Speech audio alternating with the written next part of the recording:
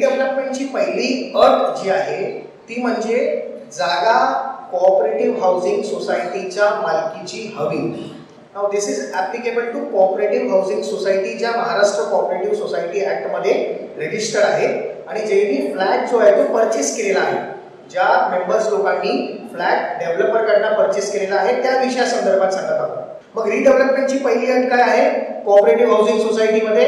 तर जागा मालकीची पाहिजे आणि ज्याच्या मालकीची जागा आहे कायदा सांगतो, डेव्हलपमेंट कंट्रोल रेग्युलेशन सांगतात, तोच व्यक्ती कॉर्पोरेशनला ॲप्लिकेशन करू शकतो फॉर रिडेव्हलपमेंट प्रपोजल. म्हणजे मग जर कोऑपरेटिव्ह हाऊसिंग सोसायटीच्या नावावर जागा नसेल तर कोऑपरेटिव्ह हाऊसिंग सोसायटीच्या पदाधिकाऱ्यांनी काय करायचं, तर पहिली ती जागा आपल्या नावावर करून घ्यायची.